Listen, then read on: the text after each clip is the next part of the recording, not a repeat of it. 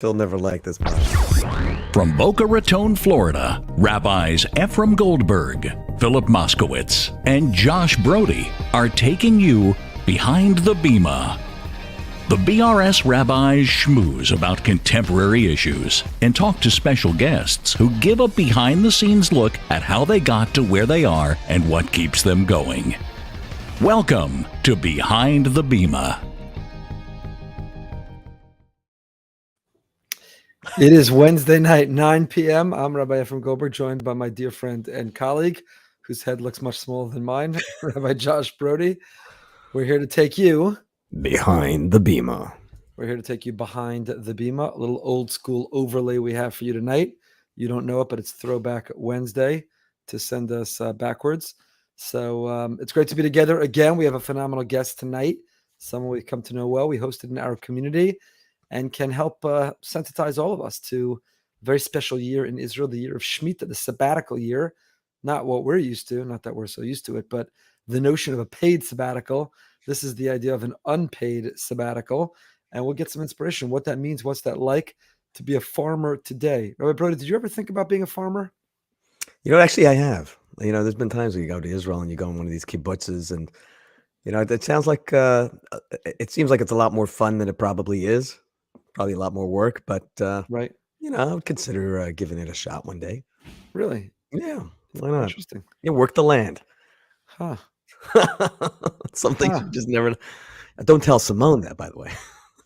By the way, I'm looking at our StreamYard, which is what we used to broadcast, and they have something called background music now that you could play. Yeah. Let's see, feeding the ducks. What is this? Yeah, this is what I'll do on the farm. That's feeding the ducks. Feed the duck. Yeah. What's feeding the ducks? When I hop off my tractor and I go feed the ducks. Oh, okay. A little feeding the ducks background music as we go tonight here on we're going behind the Bima on Behind the Bima as we're playing with our platform, very professional StreamYard, which is how we get the word out. Rabbi Broide, we continue to think about, we dedicate every learning opportunity, every program, every episode. Our dear friend we're thinking about, who's not with us, who's with his family, and we're davening hard for a speedy and complete refuah shlema, recovery for Esther Tehila Bas Ariel Tzipora, Carmel Shai Ben Reza, kids in our community that really need our hearts and our prayers, and please continue to do great things in their merit. What's going on in your life? Have you recovered yet from the marathon? That's a good question. And I'll just say that I know, talking about Rabbi Moskowitz, I know he loved this format, so this split screen. So yes, that's what happens. Have you Have I recovered? recovered? Yeah, I recovered so much that I'm already looking at doing next year. I'm really excited. Yeah, I'm back. And I showed you the video. I shared it with some other people. That was a halftime show during the Super Bowl for many people. I shared, but it was not an easy run, and I'm looking forward to actually training this time and doing it next time the right way. Interesting. Gonna do it a little bit differently. I hear that. Yeah, what does training look like? Just getting in shape. I'm not in shape anymore. It's hard. We're all getting older, and I think that I think that many of us think that we still have the same energy, perhaps, and the same endurance that we had when we were much younger. And it's not fun getting old. And some people say, "Well, we're not so old." You know what? We're almost 50. That's. I didn't think this is the way I would look when I'm 50. Speak for yourself. I got a long way to go. You got a long way to go, but it's not so. I wish it's a long way, but it's. I'm actually considering. Somebody told me that they've taken up boxing. Someone comes to their house, and it's a great workout. Whole body, your arms, your back, your core. You know what's going to happen? It's cardiac. You get out a lot of aggression. Someone's going to box. Someone's going to hit me and hit you. Go flying, and I'll be the end of the section. Timing will be off, and you come to shore with a black eye. Right. Nothing wrong with that. And then everyone says, "What does the other guy look like?" Yeah, exactly. So are you seriously considering boxing? I'm thinking about it. Yeah. I'm thinking about, we had Pop Sugarman, Myron Sugarman on a few weeks ago, and he told us Jews were always prize fighters. Right. So true. I'll tell you the truth. I do believe in, and somebody reached out to me thinking that it's time for the organized Jewish community to provide self-defense lessons, how to take care of ourselves. It's no longer necessarily a given that a Jew could walk in the street and be safe. So, listen, somebody pulls a weapon on you, you got to get out of there. You got to take a step back. But if somebody attacks you, you have any idea? We like to think we're tough guys. We like to think if someone raises a fist, we're ready to go at it. We like to think we can take them down. But, can we? You have any clue? Have you ever been trained? Have you ever No, been in but that situation? I've been in a situation where I got attacked once, and I was Really? yeah, this happened. I was probably about 10 or 11 years old. I was on Elmore Avenue in Elizabeth, and I was walking Huh. out of, I think it was Food Town or whatever, like the local supermarket was, and I had my bicycle. I remember someone who was a little bit older than me, probably a teenager. It was, I don't know if he called me, something derogatory, a Jew or something, and he started chasing after me, and I was on my bicycle, so I figured, I can definitely outrun the guy. I'm on a bicycle, and he's behind me on a skateboard, and he Right. caught up to me. I'll never forget this. He grabbed the back of my bike, then he grabbed my shirt, and the next thing I know, I got out of there, and I had never been so scared. It was the only time that ever happened, but I had no way to defend myself. Someone Right. bigger, someone stronger. What are you gonna do? Have you ever been attacked or? I've never been attacked. Yeah. Thank God. I've never been attacked. Only by congregants. Just Oh my joking. god! I've never been attacked. Thank God. Only on Um, YouTube. yeah. Yeah. I met today with I don't want to be secretive because it's not a secret. He's going to come speak here, but a retired Mossad agent who Mm, books are written. There's actually a Netflix movie about him and what he did in the Mossad, the difference he made. Guy wears a kippah. He's a religious Jew, originally from South America, speaks like 7 languages. Amazing story, amazing person. So I asked him, he was telling me about some of his missions. It's declassified now. He's retired. It's been a long time. And I said to him, did you get, were you ever afraid? Were you nervous? He said, those are 2 different things. He said, if you're not nervous, then you're not going to perform. You should be nervous. You're going to plan and you're going to be ready. He said, but there's a big difference between being nervous and afraid. You never right. want to be afraid. If you're afraid, then you're not going to fulfill your mission. So you can't be afraid.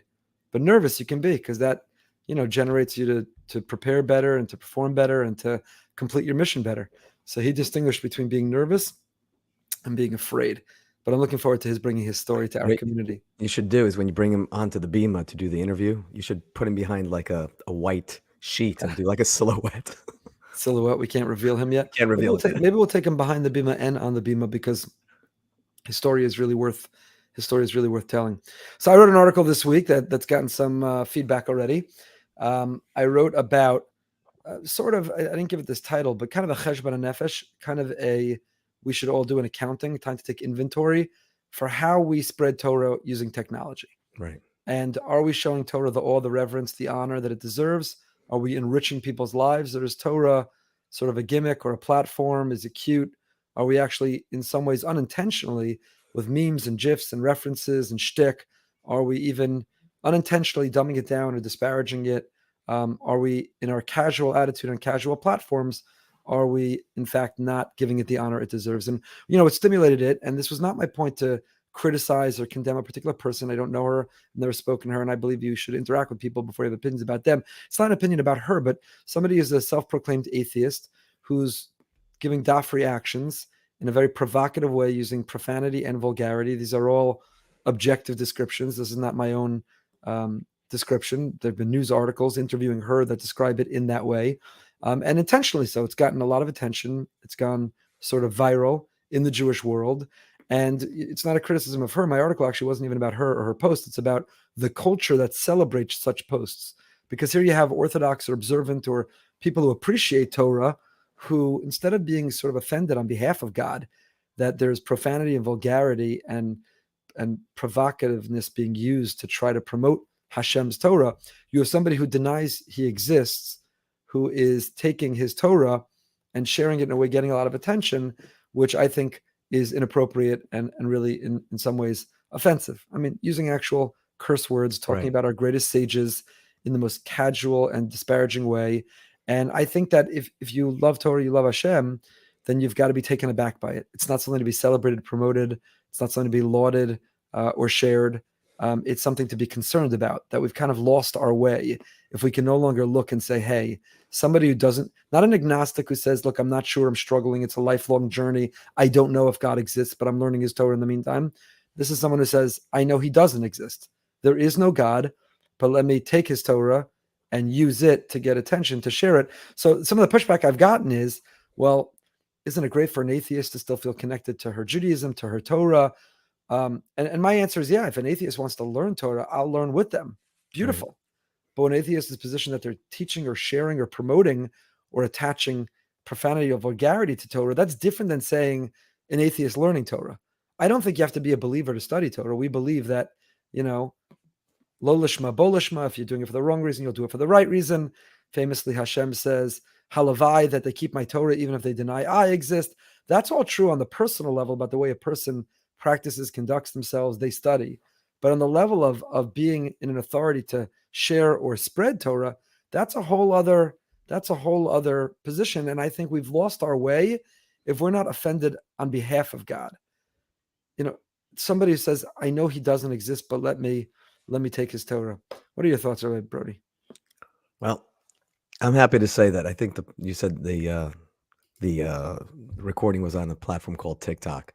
So I said, how do you? Yeah, I'm not on TikTok. How do you watch this? I did my research. I had to do. I couldn't figure out how to get this Research. TikTok. So I had it for the purpose of the show, just to prepare myself. So I was able to find it on. I was able to find one of the videos on Twitter, and then I couldn't find another one. I didn't know how to get to the next one, but I watched that one twice because I watched it first time, and believe me, I'm all out there for fun and jokes, and I love a good Jewish joke, but there was nothing funny about it. First, I thought it was a joke, but it was actually serious. It's just over the line, right? It's just inappropriate and over the line. You can go to a comedy show, and there's plenty of Jewish comedians making really funny jokes about Jewish people and Judaism, and it's funny, and you laugh. But this was like, let's have a shiur. Let me tell you about what's what's not funny, but let's just poke fun at everything that we're learning. That's the shiur. So I'm like, I don't believe in the authority who gave it. I don't really believe that it's truthful, but let me only share it in the context of poking fun. But again, I don't want to make it about that person who's on her own journey and who's sharing it in her way. I'm making it about us. Right. The consumer on social media who thinks, oh, this is hilarious. Oh, you've got to see this. Oh, I want to share this. And we need to be more judicious, discerning, filtering of saying, what's adding value, what's taking away, what's elevating and what's lowering, what's honoring and what's disparaging, what's profaning. Like, I think we need, forget her. I'm talking about us. I'll give you an example. I was putting Eitan to sleep tonight. He's 7 years old, and he didn't know we're going to be bringing this up tonight as a topic. And he said, we're learning about the Mishkan in school. And he says, when the new Beis HaMikdash comes, he says, he's asking us honestly. He says, are we going to be allowed to take pictures over there? And I said, that's so interesting. What do you mean pictures? Because I think we never had pictures of it because there was no cameras. And I'm thinking to myself, you know what? Because in their minds growing up, it's like, are we going to do a selfie at the look what's behind me. You got the, you got the Beis HaMikdash, and you got the menorah, and you got whatever is over there. And just imagine what the spectacle might end up turning into. Right. How does that? Yeah, it's a good question. Yeah. It's a good question. We have to elevate. We have to honor. And what I wrote about is that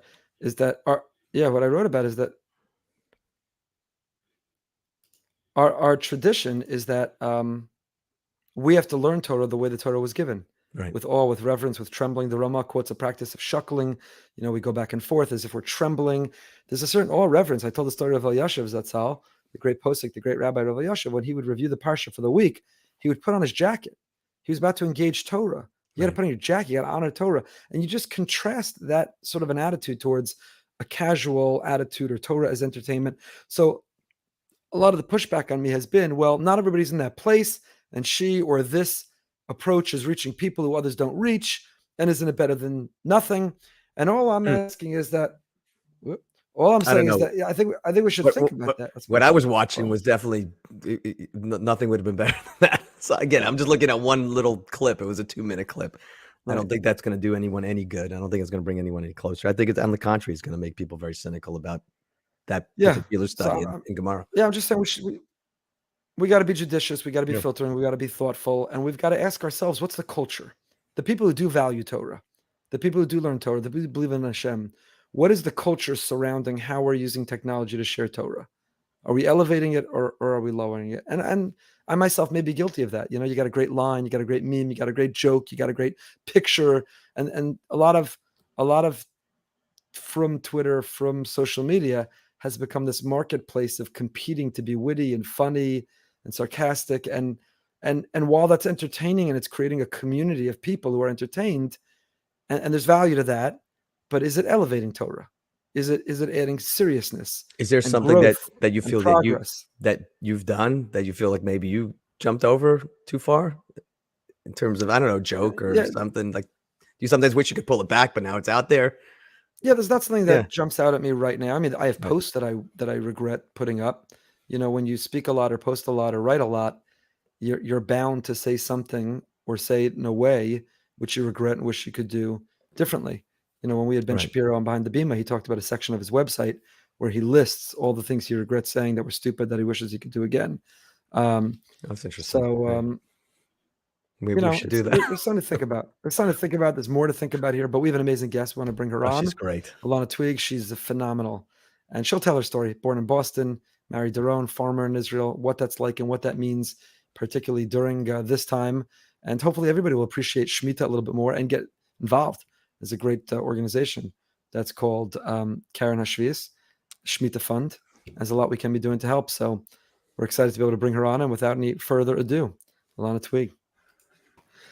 Okay, we have the privilege of being joined by our new great friend, Ilana Toweg, who was in our shul fairly recently. And when you told your story about what it's like to be a farmer, a real-time farmer today in Israel, observing Shmitah, we just said the whole world's got to hear this because it was so inspiring, really, really extraordinary. Every part of it, farming life. We don't know too many Jewish farmers. Farming life, generally on a farm, applying the halachas of the mitzvahs hatziliyas ba'aretz, but particular the courage, the faith to be able to take a year off for Shmitah. It's an amazing, amazing story. So thank you for being with us and letting us go behind the Bima together with you. Thank you for inviting me, for having me on. It's great to see you again. So talk to us about your background, your upbringing, and how you came to find yourself on a farm in Israel. Well, it's an unusual story. I was actually born in Boston, in Sharon, Massachusetts. Zionist family. We always talked about making Aliyah, and eventually made Aliyah when I was a little girl. Spent a couple of years in Kibbutz Levi and a few years in Yerushalayim, and then made Yerida. It's not so easy making a living here, etc. And we moved to Ottawa, Canada. When I graduated from high school, I knew that I wanted to be back here in Israel. I came back. I did my army service. I was a lone soldier on a kibbutz very near where I live today. And one day on the bus, I met my husband, who is a farmer. That's right. That's why you said last time. That's why if you're looking to get married, take public transportation. Absolutely. You never know. I tell all the seminary girls, use public transportation. Yeah, save your parents a few dollars, and you might come home with a husband. Exactly. How did you guys connect on the bus, by the way? Who made the first move? It was a very empty bus. He grew up in this neighborhood his whole life. He saw someone unfamiliar, and he might deny it, but he started. Started the conversation. I like that. That's great. So tell us about Daron. Daron's been part of farming life for a long time. Yeah, Daron was born into it. He's a third-generation farmer in Israel. Back in the day when they were making the aliyot from the North African countries, from Iraq, they were sending people to moshavim, to farming communities, to be farmers. And both his paternal grandparents and his maternal grandparents were sent to moshavim and were farmers. His mother's side was on Moshav Tachya nearby, and his father's side in Azaria, where we live today. And his parents continued, and we're continuing. And Bezrat Hashem, at least one of our kids will continue with the family business, with farming life. Now, if you didn't marry Daron, what are the chances that you'd be a farmer on a farm? Did you grow up with a green thumb? Were you one of those families who always had a garden in the back of the house, or was this just you met Daron, this was his life, and you ended up in it too? Well, we always had a garden. Growing up in the kibbutz, spending a couple of years in the kibbutz in those crucial years, I think had an impact. But I did not plan on becoming a farmer. Definitely Daron. Daron got you there. His influence. His parents obviously would be very proud of him that he became a farmer. And as he's growing up, did he say, I don't want to do the farming thing. I want to do something else? And do your kids even say, I'm not interested, I want to do something else? As far as I know, that was never said by him growing up. Even, he always worked. During high school, he was always working whenever there was time off. Even during the army, they let soldiers take, they call it a chufsha miyuchedet once a year to help on the farm. He was doing that. I don't think he could ever do anything else, to be honest. It's so much a part of him. Our kids love the farm. They love working on the farm. Some seem more focused towards it than others. Gotcha. So talk to us about what does it even mean, a farm? Again, For us here in Boca Raton, and I think for most of the people listening and watching around the world, a farm is like, you're reading a book to your kids when they're little, like the idea Right. of a Jewish farmer. A tractor. So what does that mean? How big is the farm? What is daily life like on the farm? Does the rooster wake you in the morning? Do you go to sleep at sunset? What's like, and excuse the ignorance, I don't mean it in a negative way. I apologize. You're hitting all the nails on the spot, I have to say, Okay. except for the rooster. The rooster, even though we say the bracha of the Sechvi, and Mavdil ben Yom ben Laila, he really doesn't. He calls at all hours of the night. We pay attention to the sheep. When she calls in the morning, we know it's time to get up. It's usually about 5:30, half hour before sunrise. Just like in the stories, we get up, you feed the animals, we have a pitchfork, we give them hay, get on our tractors, we have more than one, and we go to the fields. This time of year, we would have been pruning our grapes. I was just at the vineyard today, taking a walk. It's looking a little overgrown. We'd be planting, we'd be picking. We grow eggplants and cucumbers and tomatoes and cherry tomatoes and grapes and citrus in the winter, wheat in the season, melons every so often, artichokes sometimes. So mamash, real farmers, plaid shirts and all. It's incredible. How big is the farm? Our farm, we have about 400 dunam, which is about 100 acres, much smaller than an American or Canadian farm. But it's a small country, so it's in proportion.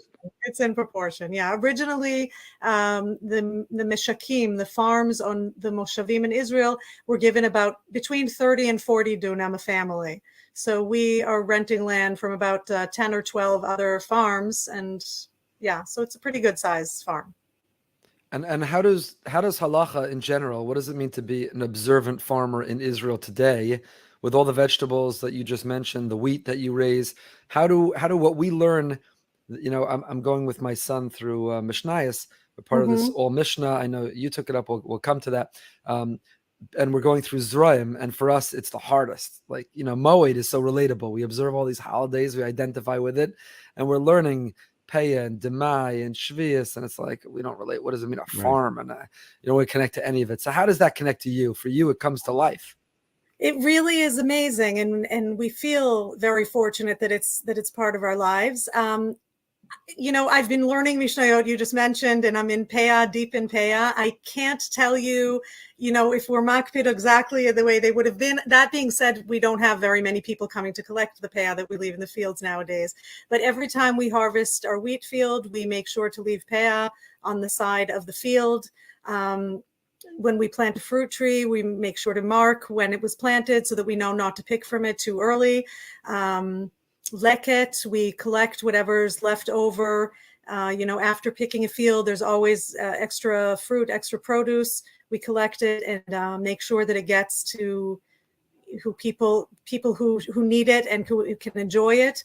Because again, nowadays people aren't going to get on a bus and come to Moshav Azaria to collect tomatoes or cucumbers or eggplant, but they still can enjoy the produce. What else? We do olelot whenever we harvest our grapes. If there's a bunch of grapes with less than 3 grapes on them, we leave them on the branches for anyone to come and take. So we're living the mitzvot atluyot ba'aretz. Maser, of course, we do on a regular basis. You can't market anything to the big market, the shuk sitonai in Israel, without it being orla. The rabbis have given a document that it's lelo chashash orla, and that maser has been given. But even in our we have a local farmers market. We have a mashgiach that comes, or doron. We're always updated on which not maser we are, and we're really living it. It's amazing, putting it to practice. It's not theoretical. It's really the dream. It's really amazing. So let's start to get to Shmitah, because that's what blew us away, and I want everyone listening to be able to hear this, because, again, for us, particularly in Chutz La'aretz, we're here in Boca Raton. So Shmitah is something you read about in the Chumash. And maybe you became aware that Shmitah is being observed in Israel. And when you go to visit your children or grandchildren, or on your vacation, or for Sukkot, so it's more complicated than usual. where you eat, what you eat, and how you keep Shmitah. But for you, even more than the regular Israeli, my siblings live in Israel, and of course they're very conscious and conscientious about Shmitah, even in their own private kitchens. But for you on the farm, that is Shmitah. So how did that come to be? Did you always keep Shmitah? Did Doron's family always observe Shmitah the way you are now? And if they didn't, what changed? What made you take on Shmitah the way you are today, where your land is laying fallow? Nobody even knows those words, lay fallow, unless you've read in English Chumash. Those are not words we use in any other context to lay fallow other than Shmitah. So what changed that inspired you to let your land lay fallow, and the consequence of that decision for you? So we did not always keep Shmitah kehilchata as we define it now. We always did something called heter mechira, which is essentially a heter. You sell the land to a non-Jew, to a goy for the year, and that enables you to continue working as usual. We always compare it to mechirat chametz. Doron's grandparents did it. Doron's parents did it. It's something that's been happening in Israel for at least 140 years. Since the Aliyah Rishonah, when Jews first started coming back to Israel, and as you said, becoming farmers. Jews aren't traditionally farmers. I don't know how in depth, how much history you want me to get into, but it was given as a heter at a time when there was great distress, great chak, where there was danger of pikuach nefesh. What you grew is what you eat. They just started settling in Israel, and there was a fear that they'd lose the lands, that they'd lose their crops. And that's when the rabbis gave this heter, with the idea that it was supposed to be a temporary heter. And I always quote Rav Kuku, who is the great supporter of heter mechira. Even he said, "Yechalilu Shabbat achat al menat lishmor Shabbatot harbe." The idea is, the Shabbat here being, of course, Shmitah. To do a chilul of one Shabbos, but with the idea that one day they'd be able to keep many Shabbatot. Let me just interrupt you for 1 second, just to translate, make sure that everyone in the audience, we've tried to be more sensitive, that a Shmitah, again, is the sabbatical year. It's every 7th year. We're not supposed to work the land, let the land lay. And the heter mechira was that if the land is not owned by a Jew, then you can work it. So for the Jewish farmer to sell it to a non-Jew for that year, so it could continue to be worked and they could continue to benefit from it being worked, it was a special exception and dispensation, but not meant for always. So, okay, back to you, Ilana. Sorry. But it did continue, and it continued. It became something extra as the state was founded. Everything, the produce that we pick in the year of Shemitah is kadosh. It's kadosh b'kedushat shvi'it. It needs to be treated in a certain way. It's not allowed to be exported out of the country. You're not allowed to profit from it. A lot of Israeli farmers nowadays export. If they do heter mechira, that enables them to continue working as usual. Again, not having to deal with the kedushat shvi'it, making it's easy to understand why heter mechira has become so common and still continues to date. That being said, about just before last Shmitah, a year before last Shmitah, I turned to my husband and I said, you know what, in a year it's Shmitah, and I think that it's time that we do Shmitah kehilchata. I wish I could say that it was, something, some great, revelation. I really I've seen him work. You asked before, he's up before sunrise. He works very, very hard physically. He's never really had time to study. I just saw it as an opportunity, Shabbos to the land and Shabbos to the worker of the land. And this is an opportunity to just have something, to have a different year. And that was where I was coming from. That being said, I downloaded an app. I had him count down the days, and every day the app would go off and he would turn it off and ignore it and continue working as usual. So I wasn't very convincing, but there was a little seed planted. As the year went by, about a month before Shemitah started, he was out in our fields and he saw a couple of yeshiva bachers in a vineyard of a neighbor of ours. We have table grapes, they have wine grapes. You don't see it. It's not something you see very often in the fields. And he struck up a conversation with these guys that were collecting the olilot, those grapes that we leave, the two, brunch grapes, to make wine for the 7th year from the grapes of the 6th year. And they started talking about Shmitah. It's almost Shmitah. Are you going to be doing Shmitah kehilchata? One of the guys had something to say about, we didn't know much about Shmitah. We knew that there was a financial issue with it. That was about it. Even that being said, we didn't realize how much of a financial issue it was going to be. But one of them said, so you don't make money for a year, but you gain a big mitzvah. Yeah, exactly. Yeah. That was his Go reaction. to the mortgage company and tell them that, right? Fortunately, the banks in Israel don't recognize Shmitah. But Right. the other guy said something that I always say went straight to his nefesh Yehudi homiyah, right, straight to his Jewish heart. And he said, for 2,000 years, the Jews waited in Galut for the opportunity to keep these mitzvot, the mitzvot utliyot ba'aretz and Shmitah, and you're an Israeli Jewish farmer born and raised, you have this mitzvah at your fingertips, and you're just going to let it go. And that's, my husband always describes it as feeling a great sense of responsibility. Just a couple of words about Israeli farming in general. You're not unusual that you don't know much about Israeli farming or haven't been exposed to Israeli farming. It's something that's disappearing. There are less and less farmers every year. The average age of the Jewish Israeli farmer is around 65. Wow. Yeah.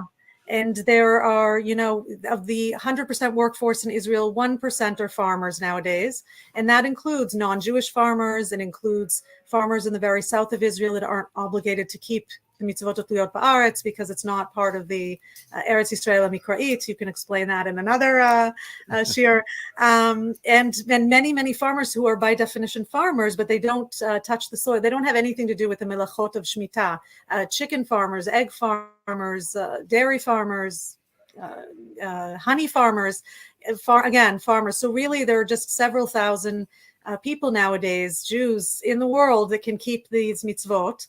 And my husband said, I'm looking at these yeshiva bachers, more makpid than we are in mitzvahs, study all day long, but this is a mitzvah that even if they really want to do, they can't. This is our mitzvah. And with the understanding that there are 613 of them and none of us can do them on our own, if we don't do this one and our neighbors don't do this, who's going to do it? And that's when he got on board. And Did he go back to those boys and say, we're on board? Do they even know you're on board? It's amazing. Karen Shvit managed to locate these guys. I don't know how they do it. They managed to locate these guys. They came to visit us on the Moshav. We got to make Kiddush from the wine from those grapes that they had picked that day. Yes. Amazing closure. Yes. 100%. Wow. So they know. I speak to people every so often, especially to young kids, seminary girls, and I always say, you never know what one thing you can say that will make such a huge difference in someone's lives. So, and it's all, I guess, in how you say it, because if you would have come yelling and screaming and you got to do it, might not have happened, right? 100%. 100%.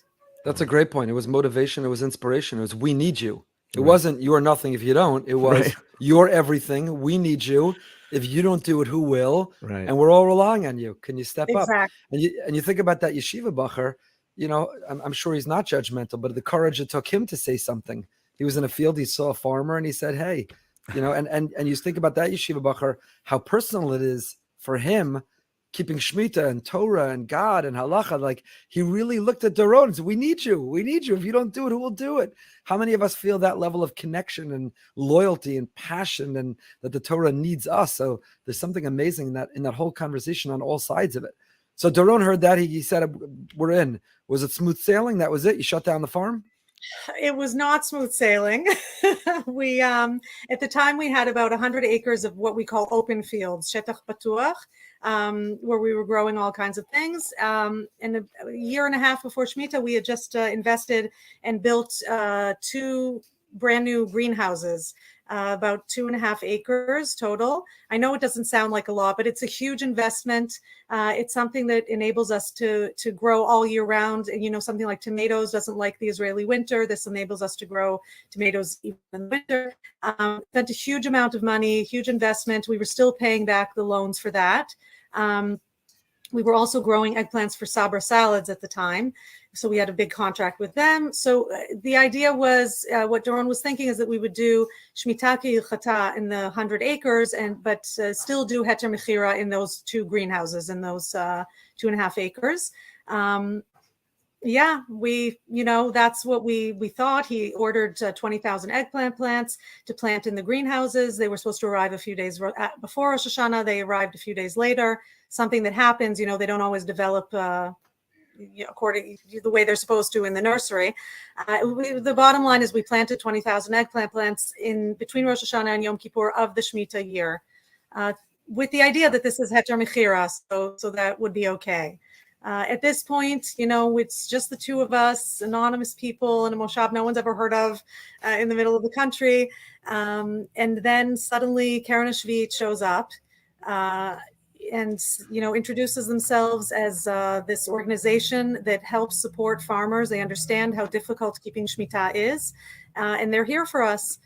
So they're sitting in our living room, and Doron explained the plan, a little of this, a little of that. And they said, well, you can do whatever you want, but if you want our support, you really need to go all the way. Which means all in, which means do Shmitah ki chata in the greenhouses as well.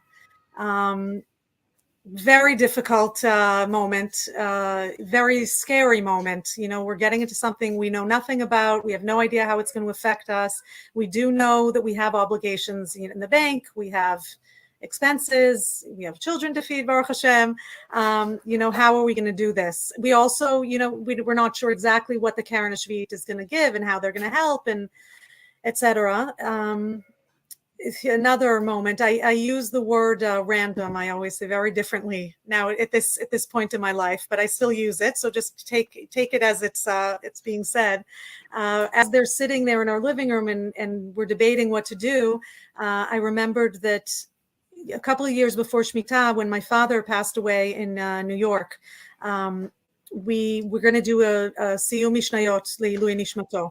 And one of my brothers-in-law, we're four sisters, one of the brothers-in-law, handed out the Mishnayot, divvied them up. It was very random, hadn't given it a second thought since. But as we're sitting there trying to decide, I said to Doron, do you remember which Mishnayot we got to study as a family, Leilui Nishmat Abba? And it was Shvit. It was, wow. Everything that has to do with this mitzvah. Maybe that's, the final sign. And he agreed and signed the papers, and we were on our way. Wow. The greenhouses, and you shared with us what it meant to get rid of those eggplants you had planted. Right. They refused to just die on their own. Exactly. So now, that we made the decision, what do we do with these 20,000 eggplant plants we had just planted? One of the guys from the Karen said, well, it's September, it's Israel, it's greenhouses, closed plastic houses. It gets to be about 50 degrees Celsius in there. Just turn off the water, the plants will die. And they didn't. Right. And every day he would go out to the fields and he would check the greenhouse and see what's going on. And a week went by, and 2 weeks went by, and 3 weeks went by, and the plants just kept growing. And they're, at this point, they're almost 3 feet high, and they're flowers, which means that in a few days they were going to have eggplants, which we knew was a problem.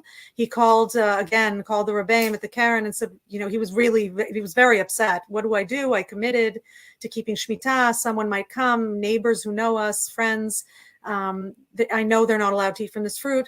And they came, a group of rabbis looked at the field, and it was clear that the crop had to be destroyed. Yes. And there were a couple of options. We could either uproot each plant, which was an enormous amount of work, or poison the field, which is what we ultimately did. You put poison in the irrigation system, the famous Israeli drip system. It drips by each plant. It evaporates, turns into gas in the greenhouses, and within a few hours, everything dies. And that for you must have been unbearably painful. You're farmers, you grow for a living, you give things life, you nurture their life. So to kill, to murder parts of your own farm, that's a lot of commitment. That's a lot of mesirus nefesh. Everything about it was horrible. Everything about it was a tchusha. It was a feeling of nisayon. Everything. Just the association, the gas, in the greenhouse, expecting water and getting gas. The idea that they were growing on nothing. These eggplants were growing on air. The soil was so cracked and hard because it hadn't been watered in so long. It was just, it was clear to us that this was not anything natural. Wow. What was going on. Yeah. And it wasn't ordinary. Yeah. It wasn't ordinary. It's tremendous. And so you find yourself with a year, the land is not being worked. What happens? You hang a sign, people come. What happens on that land, 100 acres during the year of Shmitah? So the 100 acres, because we hadn't prepared, they were all planted. We had hundreds of tons of produce, eggplants and onions and cabbage and fennel. And as soon as you pick them on the 7th year, with the vegetables, it goes from Zmana Likita, it's Kadosh B'Kedushat Shvi'it now. It's Hefker. It doesn't belong to us. We're not allowed to profit from it. Just like leket, in the olden days, people would know to come to the Toweg field in Azaria and come pick, but nowadays it doesn't really happen. Even if someone comes, they're only allowed to take a limited amount. So once again, the rabbis of the Karen, introduced us to Otzar Beit Din, something that hasn't been around since the Tanaim were around, explaining how we can still make sure this produce gets to people. We were allowed to be reimbursed for the process of picking the produce. We picked it, put it in boxes. Every box had a sticker, Hefker from the Toweg fields in Azaria, and the Karen shipped it out all across the country so people could enjoy this Hefker fruit. Hefker, ownerless, meaning anyone could take it. There's no sale price. Ownerless. Ownerless. People often ask me, can you pick from it? Yes, even we can pick from it because it's not ours either. And as opposed to peah and shichecha and leket, that's just for the poor. Hefker is for anyone. Even rich people can come take Hefker. And this year we were much better prepared. This is our second Shmitah. And we were only left with 5 dunam, which is divided into 4, just over an acre of an eggplant field. And there's a big sign there, Hefker, anyone is welcome to come and take. We're looking forward our vineyards this year, this summer, are also going to be Hefker. I hope that'll be, for the people who come and visit, because yes, you ask people come. I don't know, last Shmitah, people literally just started knocking at the door. They heard about us. They heard about the eggplants. The Karen Shvi'it sent them, just wanting to come and feel connected and to see and to hear. So that was it was actually such a bracha because it gave my husband so much chizuk. He didn't have to sit and wait and think about what he was going to do every morning. He had people, wanting to learn, wanting to hear, wanting to see. And that's how you've kept busy. Now, what else? You shared when you were here. What else are they coming to look for? You talked about the time a chassid knocked on the door and Daron answered. Oh, wow. Yes. So the famous knock at the door, a chassid knocked. My husband opened the door. He said to him, "Are you Daron the farmer?" My husband, he said, "Yes." And he said, "I want you to give me a bracha." And my husband looked at him and looked at himself, with his jeans and his cap on, and said, maybe you should give me a bracha. I don't know anything about giving brachas. And the guy took a piece of paper out of his pocket that says that Reb Chaim Kanievsky says, on the year of Shmitah, if you want a bracha, go find a Yehudi Shomer Shmitah. So, of course, my husband gave him a bracha, which turned out to be the first of many, many, many brachot. At some point, a couple of girls came and I got involved in the brachot as well. Tell us that story. I just spoke to one of them today. A couple of girls, Slonim Hasidic girls, 21 years old. They told me that in their community, this is, a ripe old age. One of them was a reporter who was doing an article for a Haredi women's magazine about the farmer's wife and how it affects her. So at the end of the interview, they asked me for a bracha for a zivug agun. And I said, no, brachot is him. And they insisted that please, I should give them a bracha. And I said, you know what, over my Shabbos candles, when I daven for my family, etc., I'd be happy to mention your names. And we exchanged emails. And sure enough, within 2.5, 3 weeks later, the first one got engaged. 3 weeks after that, the second one got engaged. We got to be at 2 Hasidic weddings, which is... Wow. The fact that I'm very close friends with a Hasidic woman in Israel nowadays, for me, is an indication of what a special mitzvah this is and how it manages to somehow bring down walls and bring Am Yisrael together. It's amazing. And what happened as a result? The word got out that you have special power because you're keeping Shmitah. you davened for these 2 girls and they were engaged within a few weeks. What happened after that? I still don't understand it because these are communities that don't have social media. They don't have WhatsApp. They don't have, they have phones that you can't even send a message, but somehow word gets out like fire, wildfire, and people heard about that and started coming and asking for me to say brachas over the Shabbos candles. There were a few more stories as a result, but the bottom line is my benchlicht is a long process. I no longer wait for Doron to come home from shul. He waits for me to finish davening over the candles. How long? How long does it take you to light candles every Friday night now? Between 2.5 hours. Wow. It turns into Unbelievable. Havdalah. Unbelievable. I started recommending I start Thursday night. Yeah. How early can you bring in Shabbos? Yeah. I'll let you know when summer approaches. Right. Really amazing. And the other part of Shmitah, obviously, is that income. What happens, these are beautiful stories of achdus, beautiful stories of blessings, of people getting married, beautiful stories of being able to take time off. But what happens to your income? What happens to your parnasa? Rabbis and others try to arrange for paid sabbaticals. They work long enough, they feel they deserve. The farmer is asked to take an unpaid sabbatical. So what happens that year? It's very challenging. It is very difficult. It really is not a year. First of all, this year is a leap year, so it's 13 months. But it's going to be another 3 or 4 months after Shmitah before we start seeing any kind of income, because obviously, by the time we can plant and by the time it grows and we pick and we ship out, etc. So really is more than a year. We do try to do what we can to make ends meet. We try to prepare as much as possible, the year before. Baruch Hashem, there was talk about the Vitziviti at Birkati, that the 6th year should provide for the 7th and the 8th. Last time, because it was so last minute, I can't tell you what the 6th year was like. This time, Baruch Hashem, we had a good 6th year. That being said, we still have a long haul. We have the expenses that continue during this year. We continue to pay rent for the land to make sure that it's waiting for us on the other side. We have insurances for all our equipment. We have loans. Again, the children, insisting on eating. So yeah, it's very, very, it's challenging. We're very grateful to Karen Ashvit that is helpful. Yeah, there's no two ways about it. It's a challenge. It's a year that you cut back, that less expenses. It's ironic because we have more free time, but we can't necessarily afford, our dream vacation. I'm an optimist by nature. I'm constantly, trying to see the positive. There is so much positive. We live in this crazy competitive world, and something about taking this year where you just take a step back, and especially hearing all of people asking for brachot. You're dealing with their most intimate and private issues, and everyone has a Shmitah of their own. You just say, wow, if I could solve all of my issues financially, then I'm blessed.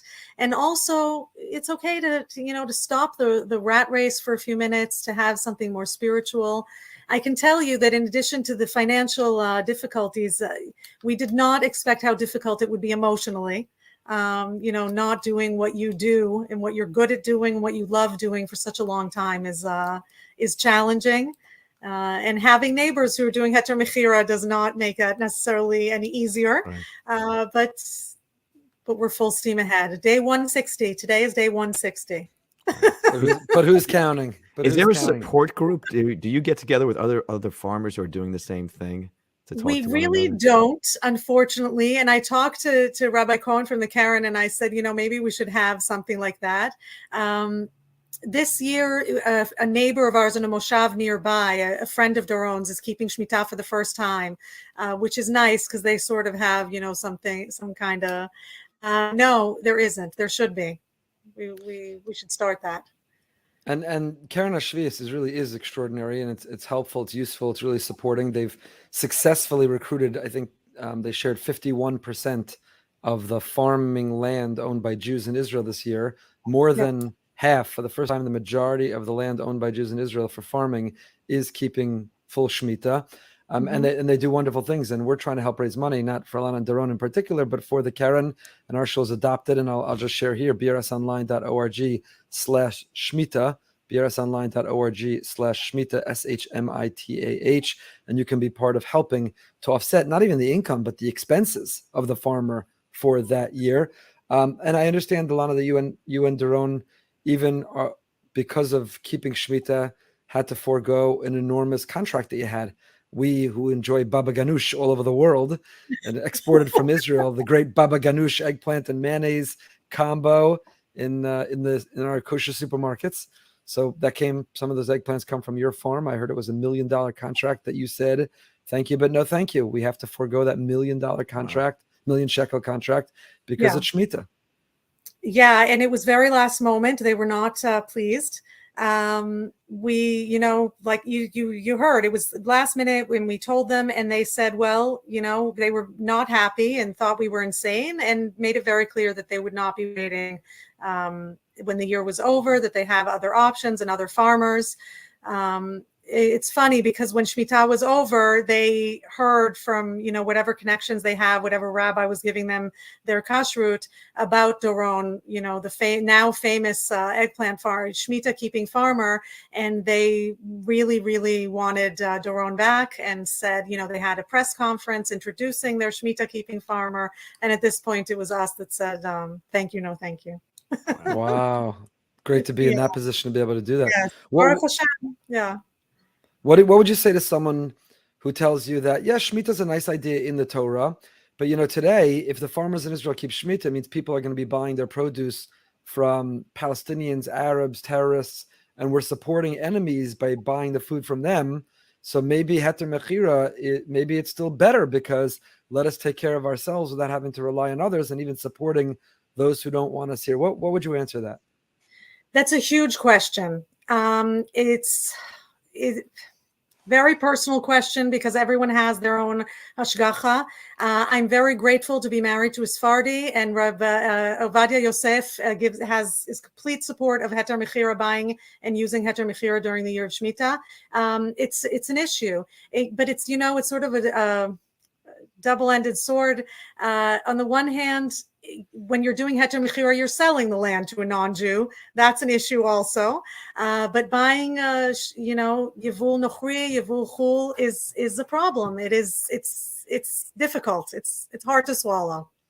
Yeah. There's a great rabbi, a big posek in Israel, who told me, when I asked that same question, and how do you balance these tensions, who said that, the best way to turn the terrorist into somebody who's not wanting to try to kill you is to do business, to give them an incentive to actually. So maybe when you buy those ears, wash it very carefully, from what I understand also, before you eat it. You could get very sick. But maybe when you do business and they stand to gain, they actually are less motivated to kill you, and more motivated to do business with you. I'm sure there's a lot of different approaches to that question. Be'ezrat Hashem, that sounds good to me. I hope that's part of it. Yeah. So how are you using this year? You and Doron, a year off. Sounds fun to everybody else. You're watching your land sit there, and you're struggling, and you've got to make decisions because you're no income. But how are you using that extra time? Well, we personally have sort of become ambassadors of Shmitah in Israel, and now officially abroad as well. And we are, giving lectures, teaching, talking, telling people a little bit more about this unusual mitzvah. In addition, anything else that we, tutoring, teaching, whatever we can, for a little extra income.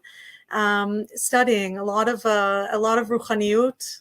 That's reading, studying, something that we don't necessarily always have time for, and that's been a pleasure. Yeah. Do you get to sleep later, or you still wake up at the crack of dawn? You don't. The sheep is still here. Simcha and Gila, the sheep they still want to eat, and they're still waking us up early in the morning. Yeah, but they're part of our Shmitah story. Last Shmitah, around this time of year when everything is overgrown, and Baruch Hashem this year as well, we've had a lot of rain. You can't take care of my garden. Doron's dealing with the big fields. I'm complaining about my little garden. And I said to a friend of mine, if I only had a sheep or a donkey or something that would eat all these weeds. And sure enough, for my birthday in Adar, I got a little lamb with a pink bow around her neck. And 2 weeks later is Doron's birthday. He got a donkey to keep the lamb company, because they're social animals. And they became, part of the family and part of the Shmitah tour, because because people would come with kids and, learn about a kosher animal, non-kosher animal, and, see the practical as opposed to the theoretical, the hooves and the chewing the cud, etc. At some point, there was one of the visitors said, well, one mitzvah leads to another mitzvah. Mitzvah goreret mitzvah, and you have a female donkey here, and maybe you'll be zoche to have a pidyon peter chamor.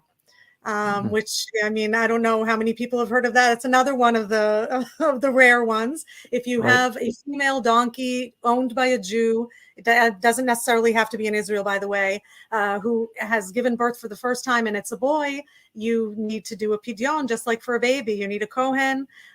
Instead of coins and jewelry, you use a sheep. And sure enough, after Shmitah, we found ourselves with 2 pregnant first-time donkeys. We didn't do an ultrasound. It's 13 months. It's a long pregnancy. The first one gave birth. Unfortunately, the baby did not survive. It was a boy, but he didn't survive the delivery, which just shows, again, how rare this mitzvah has become. But a week later, the second one gave birth to a healthy baby boy. And we had Rabbi Shmuel Bloom fly in from Far Rockaway, New York. He was the Kohen. We bought a sheep especially. And we had hundreds of people come to our meshek to be part of this mitzvah. And yeah. You're giving me, Ilana, you gave me a great idea. My wife's birthday is next month. I'm going to get her a donkey. There you go. You might want to start with the sheep first. Yeah, you'll be Sheep living first? You'll, Okay, you'll be fine. living on the farm. We'll start with the sheep. Any other extraordinary stories that stand out? It sounds like what a journey, what a year. You and Doron are heroes, and I really, that's why it's so important for all of us to hear this story and to turn to you, because we read the Chumash, we read the Parshas Bahar, we read the story of Shmitah. Many learn the Mishnah, but it feels like it's ancient, it's esoteric, it's abstract. And then you see people who are practicing that amunah, that faith. They put their life on hold. They shut off the valve of their income. They sit and they watch their land lay fallow, and they don't take income for that year, and instead read, learn, study, and give out blessings. You're absolute heroes, you and Doron, and we're so grateful for your example and your leadership and the blessing you are to our people. Any other last stories that stand out? Any other experiences of inspiration from this amazing year? Wow. First of all, thank you so much. There's so many stories. All I can say is just come visit us. Come to the farm. Come see, come hear, come feel, and maybe become farmers in Israel. But really, yes, many more stories. I just, it's a lot. It's all mixed up. It's all mixed up. Well, thank you. Thank you for not only going through this experience, but inviting the Jewish people to do it with you and to come to the farm and to give out those brachas. And you and Doron should be very blessed. You should be giving, actually, you give us a blessing. Give us and our audience a bracha. Wow, a bracha. First of all, general bracha ve'atzlacha to everyone.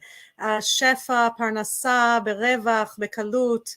I hope you all understand Hebrew. If not, the rabbi will translate. Shefa ruchani, shefa as well as shefa gashmi. Good health, physical health and mental health, and siyata deshmaya and everything. Nachas from the children, hatzlacha and everything. And Be'ezrat Hashem, we should see the Geulah b'mehera b'yameinu. Amen, amen. An overflow of blessing to everybody spiritually and physically, and good health and joy from children and marriage and children. And we should just experience the great redemption. And please God, we'll be eating baba ganush together in Yerushalayim Yer HaKodesh. The eggplants from your, Nazaria will be baba ganush from your fields. And thank you so much for having been to our community. Thank you for letting us go by in the Bima with you. Please thank Doron for us. And we should see you in the Holy Land in Bekarov. Amen, amen. Thank you. Regards to the community. Wow. Wow. We have yet to do an interview where you don't come on afterwards and say, wow. Wow. Wow. Rabbi Moskowitz, usually that was amazing. That was amazing. I'm not sure what my thing is. I don't know. That's a great example of a story which people, they'd say, of course, you got to go and you got to observe Shmitah. You can't do the Heter Mechira. You know how hard that must be? Give up your whole livelihood for a whole year and beyond. Yeah, it's huge. A couple more months. It's amazing. It's huge. Got to support it. It's amazing. It's huge. And there's also an example. I'm sure when we marketed tonight's guest on Behind the Bima, we've had the Prime Minister of Israel, the Chief Rabbi, Shaul Sandberg, NFL owners, big rabbis, big female leaders, judges. Ilana Toweg, people probably didn't recognize the name, a farmer in the middle of Israel, but her story is extraordinary. And it's ordinary people with extraordinary stories. That's what the Jewish people are about. That's what the land of Israel is about. Ordinary people with extraordinary stories. This Mossad guy, there's nothing ordinary about him. Wait till you hear what he did and the missions he undertook. And he seems ordinary, seems like an ordinary guy, extraordinary. So Ilana and Doron, ordinary, but really extraordinary. Shmitah, when she talks about it, she talks about the brachas, the blessing that have flowed, and these girls that got engaged and are getting married. And when she was in Boca, she told another story that she didn't tell tonight about the Degel. Yeah, the group who wanted to come see the farm, and super Haredi, she called them a super Haredi group. They would only come if she didn't have the Israeli flag. So that's where I draw the line. I'm not taking that down. They came anyway, and they became close friends and had a beautiful night on the farm under the flag. And the Shmitah brings people together. Shmitah erases some of the divide. It creates other divisions in terms of what you observe of Shmitah and in what way you do it. But fascinating, really fascinating. And she on our behalf is observing something that otherwise we wouldn't do. Right. I guess we can do it by supporting her and supporting these organizations. And yes, and that actually piece of that. Yeah, that's actually a great reminder. brsonline.org/Shmitah. Do your part. We've raised almost $20,000. Wow. Which is just a fraction of what people need. I think the worldwide move is to raise over 60 million to help the farmers. That doesn't mean you're giving them a paid sabbatical. That helps cover their expenses. It doesn't replace their income. Right. Their expenses of operating a farm, even when you're not making a livelihood off of it. So brsonline.org/Shmitah, SHMITAH. Join our community's effort, or your community. Just give to help the farmer. All of us have responsibility wherever you live, whatever you do, to help contribute towards the observance of Shmitah. It's important. Very important. Very inspiring. Can't wait to go see her in Israel. Hopefully on another trip. That would be great. I had a meeting last night with some people trying to expand what we're doing in a certain area of programming with a certain group demographic. I'm keeping it sort of vague because it's not the details that are important, but it was an example that I learned so much because, on the one hand, I've always been very taken by Steve Jobs' attitude. I've quoted this a million times. When they asked Steve Jobs at Apple, how come he never had focus groups? They came out with the new iPhone, the new iPad, the new MacBook, the new whatever it was. Apple's an enormous, insanely successful brand. So they would ask him, why don't you have focus groups? And his answer was, it's not the customer's job to know what they want. That's my job. Right. And that's always appealed to me in some ways. Put out a good product, a good service, a good community, a good shul, and get it done. And it's not their job to know what they need or want. That's our job. But on the other hand, this really opened my eyes because a conversation that I looked at it one way and sort of recruiting or soliciting people to say, you're the target audience. So instead of our imposing it on you, what do you think? What would you be looking for? What do you think is missing? What would you want to be provided? And it was enormously valuable. It really opened my eyes. I'll give you one example. Yeah, I was going to say, is this something other communities could benefit from as well? Maybe. Okay. I'll give you two examples. I've had an experience now over Corona over the last 2 years. We're coming up on the 2-year anniversary of that fateful Friday when we closed down our shul and communities all over closed down. Oh, 2 years. 2 years, a long time. Can I just say something? Today, February 16th. 2-year anniversary. This is the wedding day, right? Are you impressed I know that? I'm impressed that I remembered it. It's actually amazing. Yeah. So this is it. 2 year. That's right. So that was the trip to Israel for Ayala's wedding right before we closed down. Right. That was the beginning. It was great. That was the last big hurrah. Anyway, so there were a group of men who said early on in Corona, and then a woman said to me, kind of about, why haven't you come back, or are you coming back, or we miss you, or that's the one demographic shul still not full or packed yet. And the answer was, are you inviting me? Like, I didn't realize I missed. Absolutely, I'll be there.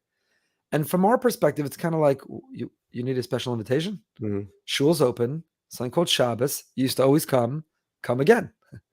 And whether it's men in a driveway or meeting in a house or a backyard or some other arena, or women who've gotten accustomed to, it's not bad to sleep in or have your cup of coffee or savor your Jewish magazine on Shabbos morning or whatever other great holy activity. And it was a reminder that, there is not an invitation like standing on ceremony, ego, but an invitation like, I matter, I'm missed. Right. Because, and I guess both, the second thing I'll tell you also is along the same line, same theme that we don't necessarily appreciate, is that the average person in a community, particularly the bigger the shul gets, and we've broken the 900 family barrier, and we're marching towards 1,000 families. And that's, we love to, we've been saying that for a long time already, but we love to, I said, now we have to move up to like, we're at 1,500, but we love to think bigger, better, more, huge, amazing. Did you get pictures? Did you capture? Did people see how much is going on? And there are people who just feel, so big, so much going on. I'm not needed. I won't be missed. I don't make a difference. So they might as well do what's more convenient or comfortable. And they want to be told, no, every person matters. Every person, every neshama, every presence, every participation matters. We miss you. Come home.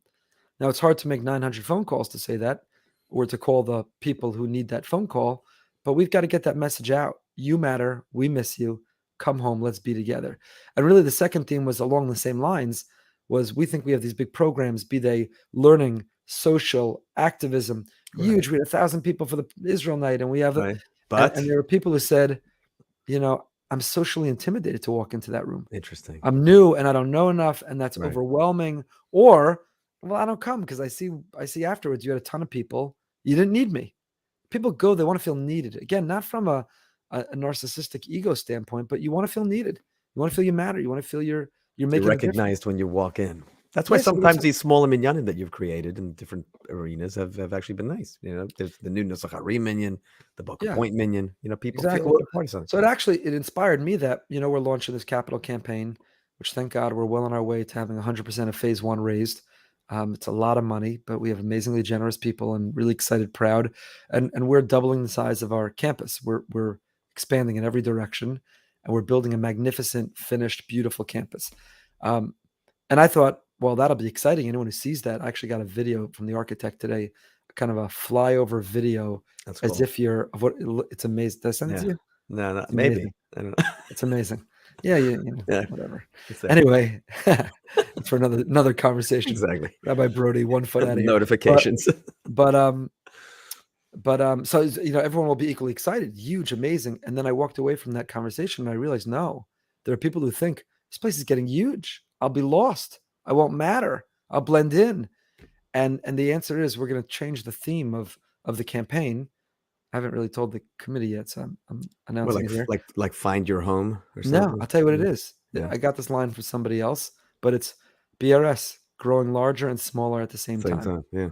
Growing larger. I've used that. You've been using that every one of those. New that's the idea. Growing larger, making a bigger difference, bigger impact, bigger footprint, a bigger mission movement, but growing smaller at the same time. So the campus will be much bigger, but like you said, there's a Stiebel-based medrash and a Nusach Sfard-based medrash and the Sephardi-based medrash and the base medrash and the main sanctuary and the weekday minyan room and it's a lot of little batei medrash united, one campus, one kehillah, one community, but also meeting the needs. It's growing larger and smaller at the same time. It's a place where everybody knows your name. You belong to a smaller group within the bigger group. So communities within community. And larger and smaller at the same time. And it's really important. So again, from my perch, I didn't appreciate that. I'm like, bigger, better, more, amazing. You and I were kind of trained that way. That's how we came up in the rabbinate. Exactly. We were brought up with the bigger, better, more. There's no alternative. But there's a lot of people who feel, and maybe if we were on the other side, we would also feel it's not about bigger, better, more. It's about making a difference, mattering. Is that a real word? Mattering? That you matter. Counting, that's so nice. Yeah, it's all about that. Nice. So I guess my point is just sometimes you think you have the answers, but you talk to people and you're like, wow, that blew me away. I totally see it differently now. I understand that. So I love it. It's a good week. Yeah, that's a great week. Any closing thoughts, Rabbi Broide? Well, yeah, I got to see my rabbi, my Rebbe this past week, which is great. Still flying. I don't think I need to buy any airline tickets for the next few months. Oh, Rabbi Friend. Flying high. Yeah, he was here. It's just great to see him. And, our dear friend, Rabbi Gibber at the Boca Jewish Center, hosted Rabbi Friend. It was so What's beautiful about our community, there's no competition or I can't believe you went there. We're all one. We're all one family. And it's nice. You know what it is? It's hard to always imagine if it's someone else's Rebbe. But it's like when you get Rav Shechter here like every day. He comes in. So when Rabbi Friend comes to town, it's exciting. It's just exciting. Right. It's just like you feel, first of all, you still feel like you're back in Shir. I gave him a few examples of what he used to do back when we were in Shir. It was many years ago, 25 years ago. He changed my life about 15, 16 years ago. He was in our community, Rabbi friend, and he met with the Klei Kodesh, Machanchim, rabbis, teachers, educators. And I remember who it was, but one person asked him, it was Rabbi Chaim Lanner, asked him, he said, Rabbi friend, how can we, while we're in a position that we're teaching, how can we also be growing? Right? We're giving everything we've got to others. How do we make sure we're still growing? It was a great question. Great question. Rabbi Fran, without hesitating, and I will not imitate him, even though I'm going to Baltimore this Shabbos, Rabbi Fran said, he said, you have to be learning something you're not teaching. Right. All you're learning can't be as a professional Jew. All you're learning can't be what you're preparing.